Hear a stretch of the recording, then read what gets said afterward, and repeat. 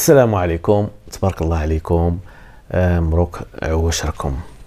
طبعا تلقينا بواحد الخبر مؤسف ديال الوفاة ديال المسرحي المغربي أحمد جواد. هاد أحمد جواد اللي توفى متأثر بالحروق نتيجة العمل اللي قام به من خلال الاحتجاج ديالو أمام وزارة ديال الثقافة. سمو ناض حرق راسو امام يعني المقر ديال وزارة الثقافة نتيجة يعني الحروق من الدرجة الثالثة، غالبا غتكون من الدرجة الثالثة.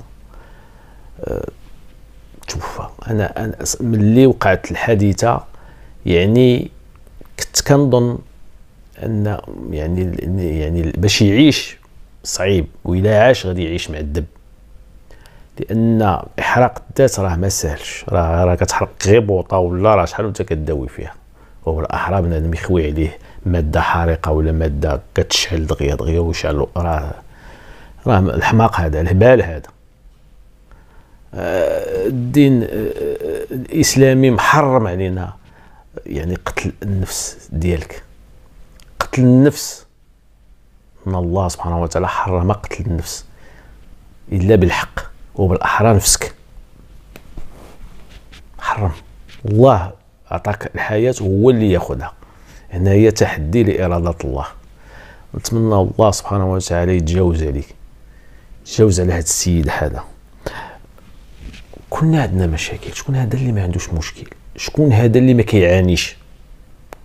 شكون هذا اللي ما كيعانيش؟ الناس كتعاني في صمت، كاين اللي كيعاني في صمت، كاين اللي ما تسمعش منه انه كيعاني كاع، كتشوفو كتبان لك عادي، وين هو كيعاني وتا واحد ما عارفو كيعاني. السيد هذا كيقولوا بلي انه يعني عنده التقاعد ديالو، وفي نفس الوقت مسرحي كيقوم بكتابه او اخراج كتابه المسرح الى غير ذلك. ترفضت الاعمال ديالو ولا ما مسوقينلوش، ما هضروش معاه، سادين عليه كاع الابواب. ماشي حل. ها انت حرقت راسك ومن بعد سمو، ها هما لقاو المشكل ومن بعد فين راك انت؟ يعني العمل اللي قام به هذا السيد اول حاجه ضر بها راسو، وضر الوسط ديالو، العائله الصغيره ديالو. الا عنده شي عائله، انا ما عارفش يعني واش عنده عائله ولا وين. يضر عائلته بزاف. ماشي حل. كاين حلول كثيره، كاين حلول قانونيه، كاين يعني وسائل التواصل الاجتماعي توصل يعني المظلوميه ديالك، الناس اللي كيهمهم الامر. كاين الصحافه مكتوبه، كاين يعني الصحافه اللي هي على وسائل التواصل الاجتماعي. كاين بزاف الوسائل اللي من خلالها يقد الواحد يوصل الشكوى ديالو ولا يوصل المعاناة ديالو للناس اللي كيهمهم الامر. وين حتى توصل ان الانسان يأذي نفسه باش يوصل واحد يعني واحد المشكل عنده. ماشي حل. انا ما كنشوفهاش حل هذه المساله هذه، ما كنشوفهاش بتاتا حل. اذا انت مسلم وانا مسلم، ما نضرش راسي، ما نضر لا راسي لا غيري. نلقى الحل بطرق يعني اكثر جديه، اكثر يعني معقوله. راه بالفعل هذا الفعل الشنيع اللي دار هذا السيد هذا احمد جواد، اول حاجه ضر نفسه وضر عائلته. العائله ديالو راه الله يكون في عونهم، اجا ما خرجهم من هذه المحنه ديال هذه الكارثه اللي دار هذا السيد في في الايام ديال العواشر، ويعني قدوم شهر رمضان. لا حول ولا قوه الا بالله. الحل ديال ان الانسان يأذي نفسه باش يوصل المشكل ديالو العامه والناس اللي كيهمهم الامر.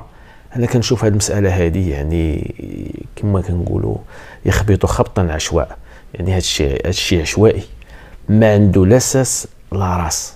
كاين طرق، كاين الطرق القانونيه، كاين الطرق بوسائل التواصل الاجتماعي، كاين الصحف. راه توصل الانسان الا صر انه يوصل المشكل ديالو راه غادي يوصل، اكيد انه غادي يوصل. مساله انك تضر نفسك ولا تضر غيرك ماشي حل، خاطئ. شحال يعني خاطئ.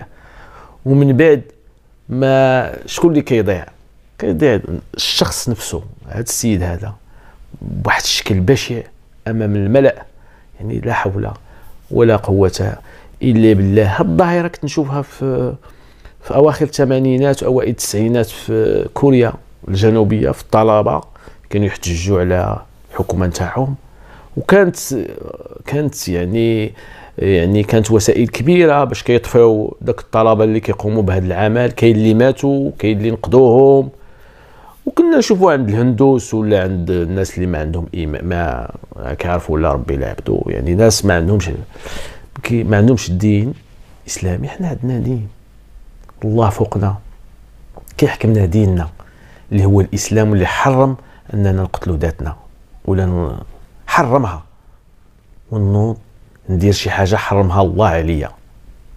ولا حول ولا قوه الا بالله.